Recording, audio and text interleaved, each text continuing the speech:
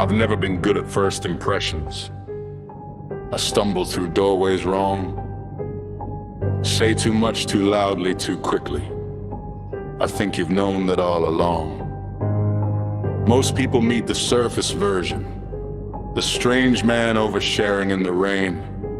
They rarely stay long enough to learn the tenderness beneath the strange. That's why I try to give grace to others, why I leave room for people to unfold, because I know how easy it is to mistake nervous honesty for dangerous or cold. And maybe that's why this hurts so deeply, because I thought you understood that too. You always seemed so open-hearted, so careful with the souls you touched. The kind of person who listens fully before deciding someone's too much. You said you admired authenticity, said I was safe to just exist, safe to be spontaneous in my utmost awkward, safe to let any mask slip. And after a while, I believed you. I believed you when you told me you were a judgment-free zone. So I showed you even corners of myself that I had never even shown another soul. But somewhere between your voice and theirs, something fragile changed shape. A second-hand judgment entered the room, and suddenly I was unsafe. Not through cruelty, not through hatred, not through any words or actions of my own. Just whispers behind my back, and prejudice masked as concern. And maybe that's the cruelest heartbreak, watching trust dissolve without your own words ever getting a turn. You told me lips saw red flags, that certain things I said felt wrong. And maybe from the outside looking in, they probably would have all along. Two damaged souls clumsily peopling, like children building fires indoors. 1,000 surreally strange emotional collisions, spilling through half-open doors. But context matters, intent matters, atmosphere matters too, and so much more matters.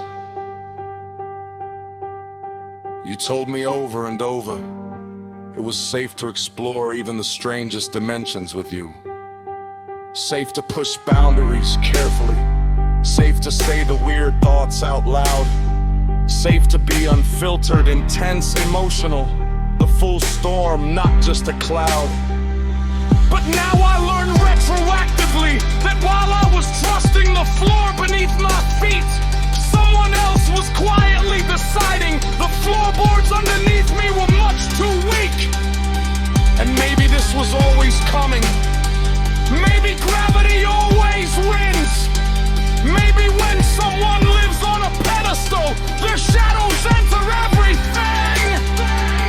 You love lit deeply, I know that.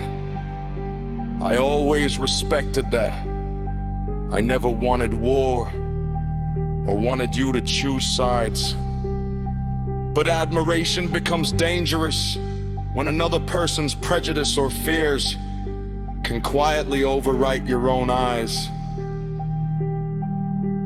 I reached out my hand to them, didn't I? Tried to understand their view, tried to see the world they carried before deciding what was true. Because people are more than first impressions, more than discomfort, more than a vibe. But some people decide your entire nature before you fully arrived. And some people just don't want to share you because they want you all for themselves. But maybe Sure Lip is really just trying to protect you. Maybe they genuinely believe they care. Maybe. Still. God. How do you not see that judging a soul from fragments can never even be close to fair? You told me let's stick to manipulation, How someone who made them feel broken inside made them question their own instincts, their own truth, their own mind. And now I sit here in the silence, wondering if history repeats, not through cruelty this time, but through fear or prejudice disguised as concern, empathy. Because I was never asking to be worshipped, never asking to be blindly trusted, only spoken to directly, only given the chance to explain the parts that may look a bit wonky from a distance. Now every memory feels unstable. Every moment once safe now bends and sways.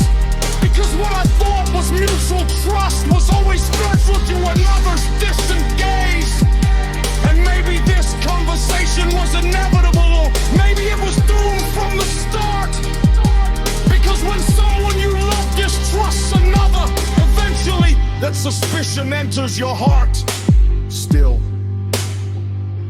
I wish you had come to me first, before the verdict settled in your eyes as it appears to have right now. It never hurt that Lit saw me as too weird, or maybe even dangerous. It was a pity, for sure, but something I accepted.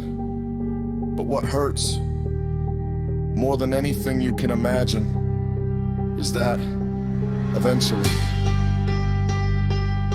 you did too.